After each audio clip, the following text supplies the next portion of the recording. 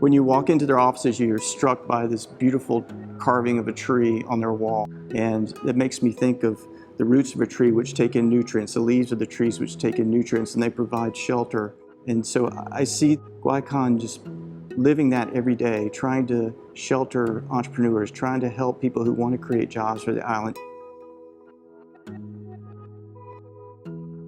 In the end, what Guayacán is an economic development engine for Puerto Rico, and they, along with others on the island, will lift the economy, and I'm very proud to be part of it.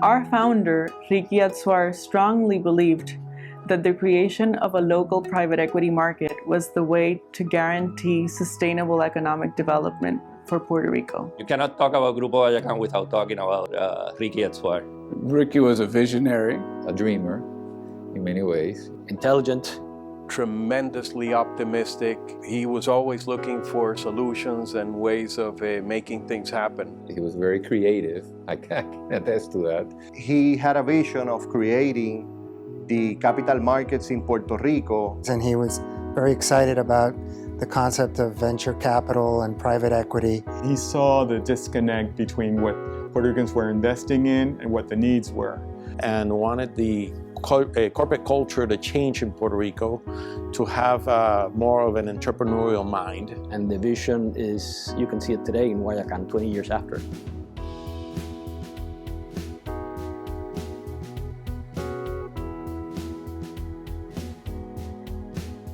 I met him when he was working at the Economic Development Bank. We had this conversation of how to grow the private equity business in Puerto Rico. Private equity was not known as it is today. So this was a very important project. In 1989, he got the board of directors of the Economic Development Bank to approve the venture capital program. That was probably one of the big motivations for him to go to work at the GDB, where he could have an influence on the government side. We both held the position of special assistant to the president at the Government Development Bank.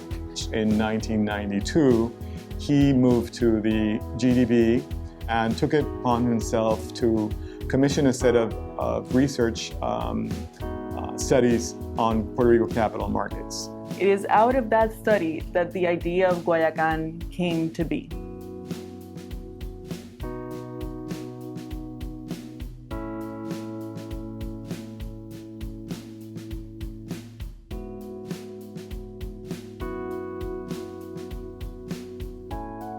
Early on, the vision was to create, this fund, to have the local expertise, to learn from the U.S. market what was being done in other parts of the United States and in the world, and bring it back to Puerto Rico. Funded not only by Puerto Rico entities, but also by stateside entities to create an ecosystem in Puerto Rico. The concept was to invest in a portfolio of funds, or otherwise known as a fund of funds, that would offer these institutional investors very strong, attractive rates of return. So we started with a two bottom line fund in Puerto Rico as part of the strategy, which is the Guayacán Funds of Funds. It was like doing a startup. We just had to build everything from scratch. It was a long road. It took us probably 2 years to finally put the whole thing together. We lost Ricky through this process. And all of us who knew Ricky were extremely determined to continue his work. Ricky's work and the work of the board at that time and their commitment was exciting, and it was quite necessary at the time, and it continues to be necessary. He was instrumental in not only setting up Grupo Guayacán, but setting the vision of having it as a separate entity from the Government Development Bank so that it would last as it has for a long time. It's a tribute to him today that we are now looking back 20 years and seeing the strength of his conviction play out through a fourth fund and hopefully a fifth and beyond a fifth fund in the long-term future. Guayacán was always conceptualized as a non-profit entity who would manage the fund of fund franchise we created together with Abbott Capital. Abbott, obviously, history has shown that it was the right decision that was made at that point in terms of choosing the advisors for the fund of funds. That positive experience has then gone on to allow Grupo Guayacán to raise a second, a third, and most recently the largest fund in Fund 4, raising $84 million. Part of the brilliance of Enrique Adsuar and the rest of the founders of Grupo Guayacán was coming up with an economic model. People sometimes have a hard time understanding what's that all about. Not only did we help the Puerto Rican institutional investor community access world-class investments, but Guayacán was able to fund its own operating expenses through its role in that process. So it doesn't only raise money, but it is able to use that money that it raises to channel it back into the community to train entrepreneurs. When you invest in Guayacán Fund of Funds, you're participating and giving back to the community throughout the entrepreneurship programs. The fees of the Guayacán Fund of Funds were the engine to support our entrepreneurial ecosystem and efforts in the long term.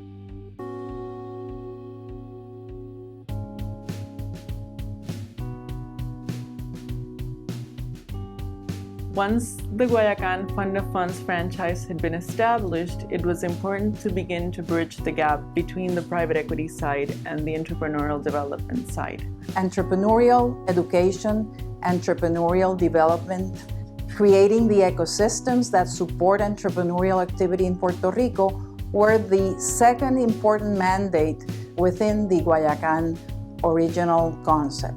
To develop, to encourage, to coach new entrepreneurs and help them to strengthen their business propositions and to help them to strengthen their companies and make those companies sustainable. Reviewed their business plans, helped them structure their ideas, helped them get financing for their ideas. One of our first initiatives was the Puerto Rico Venture Forum, which was our first attempt to bring investors and entrepreneurs together in an environment that could propel networking and interchange.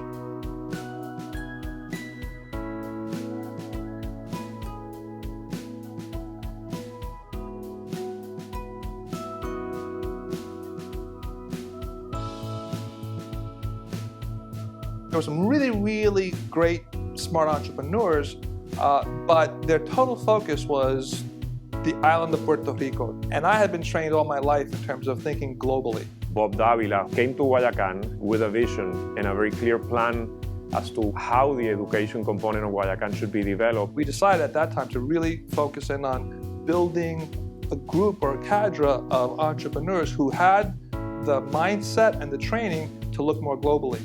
And it's scary because a lot of Puerto Ricans, if they were forced to look outside, they would start asking themselves, can I really compete? There was this sort of natural fear. And one of the big things we tried to convince people about is with the right tools, with the right support, and with the right mindset, indeed you can compete. I think that's the greatest contribution to my growth is it increased my confidence tremendously that I could participate in global environments and feel like I'm one other person there, not this Puerto Rican trying to, make it. We created this fellowship program where Guayacán would pay the bulk of the expenses to send people to programs at MIT, for example, or at Babson College. It was a life-changing event. Getting that first scholarship to go to MIT, it helped me transform my company. I cannot be more grateful to Guayacán and to all the members of the Guayacán family. Some of our very first attendees of the fellowship program are doing business in Central America and Latin America and the States. That was a pivotal time for Guayacán, and it was the beginning, I think, of the fulfillment of our mission towards the entrepreneur and the capacity building in Puerto Rico.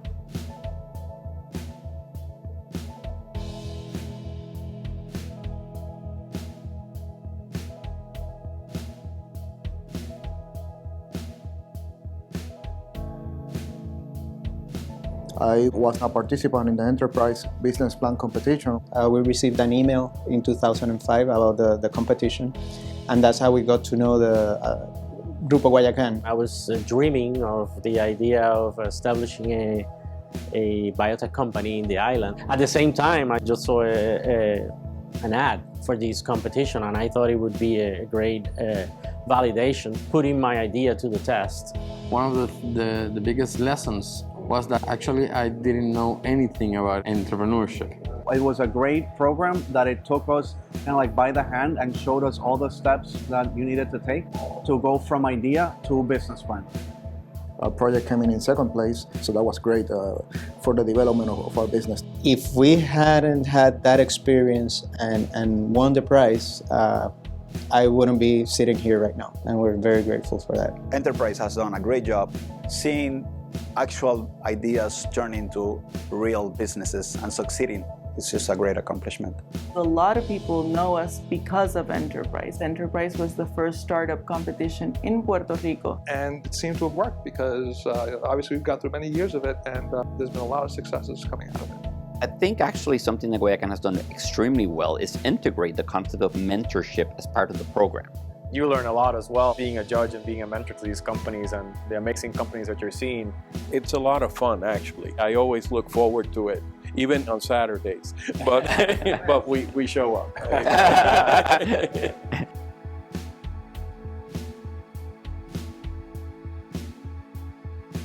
As we were very successful in going after entrepreneurs and convincing them about putting their ideas on a piece of paper into the business plan competition, we began to notice that we had a gap there.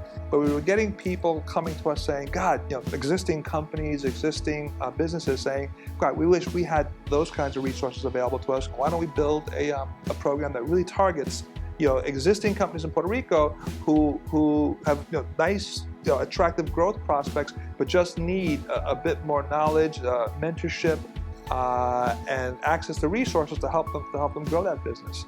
That train of thought was what led us to create the Guayacán Venture Accelerator in 2010. We realized that many of the resources that we were given to startups would probably be very beneficial to these growth companies as well. These companies had been around 5, 10, 15, or even 20 years, and they were really in need of reevaluating their business models and thinking, how they were going to continue to operate and be successful in Puerto Rico's changing landscape. The GVA program is awesome. Getting companies to go from local companies to very sophisticated international companies in some cases. It helps us become better and be better prepared to either provide more value to our customers, to grow in other segments, and even to grow outside of Puerto Rico. That really changed the way we do business today, and we've seen the results in higher growth rates this year and much better bottom line results. I was a local firm in Guaynabo. Nowadays, I do business in Brazil, I do business in Colombia, I do business in Dominican Republic. We no longer think, that we are in an island. We look at it as just a business, and we have an opportunity to go out there and present our proposals to the world. The Venture Accelerator was a transformational experience. We grew the company 3 times in our profits and twice in our size. We now, from exporting to 3 countries, we are exporting to 26. So it was something that really had a positive impact on our company. It's a big commitment in terms of time and effort, but you're also rewarded with great resources. The entrepreneurial ecosystem in Puerto Rico is changing very fast, and it's changing in part because Guayacán is making it change. I think one of the big things GVA does for its participants is enable them to think bigger and then to be able to put the tools in their toolbox to help them actually grow in a sustainable way so they can actually achieve bigger goals. And at the end of it, they're out there presenting to real investors. Hopefully out of those we'll have a unicorn here in Puerto Rico, a really high growth, exciting, very valuable company.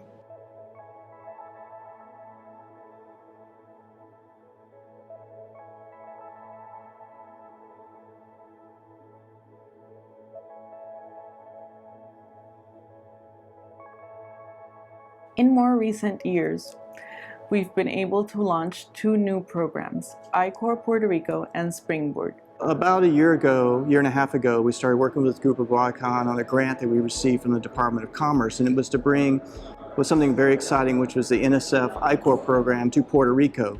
The Innovation Core program, the I-Corps program, is based on a notion or philosophy of evidence-based entrepreneurship.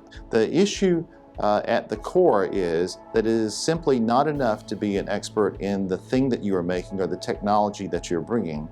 You've got to become an expert in the customer, because if you can't have a customer or discover a customer for your new business, you will not have a business.